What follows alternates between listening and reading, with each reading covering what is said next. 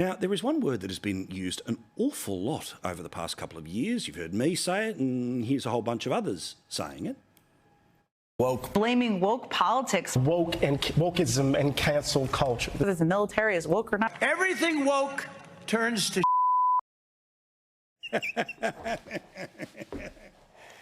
Well, Kel Richards is, of course, the word man, who you can see here quite regularly here on Sky News. He wrote a great piece today about the word woke and what it actually means. It means snob.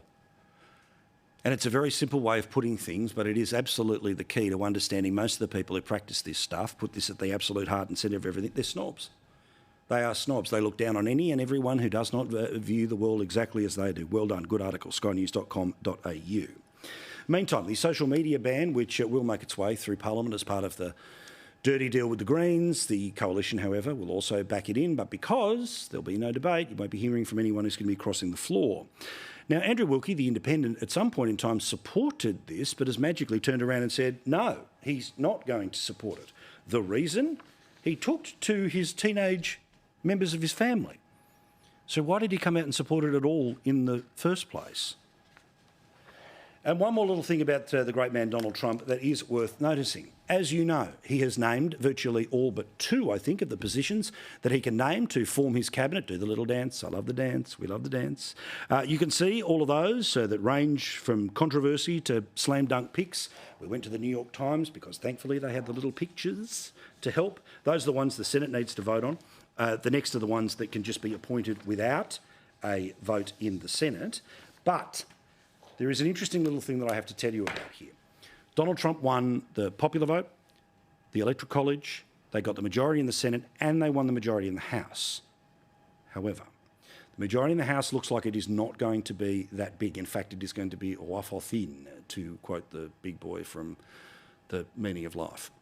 A great YouTube video, go and double check it out. Enough to did mint. Now, many of the people that Donald Trump has appointed to his cabinet are currently sitting members of the House of Representatives, which means that there has to be special elections in many of the cases, not in every case, but in many of the cases there has to basically be a by-election. Now, if you have 4/5 of bugger all majority and you end up not replacing those people with Republicans, there is a statistical chance that at the end of all of those by-elections, control of the House will go from Republican to Democrat. Goodness gracious. Yes, the Republicans are going to control the House of Representatives. But if all the current results hold up, we're looking at a record small majority after the Novembers in the last 90 years. You have to go all the way back since the Herbert Hoover administration to find an even smaller majority after the November elections. We're talking about the Republicans with 220 seats, Democrats with 215 if the current House results hold. And keep in mind that this will drop lower if Stefanik Waltz or others like Matt Gaetz leave the Congress. And that's the point. Numbers always matter. If the Democrats, of course, end up in control, it would mean that clearly you don't get everything that you want.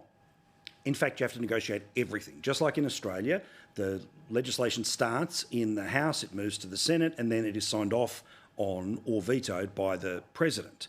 Clearly, if it's all of the one colour, then basically you start out with an idea, you find a path and you get it done.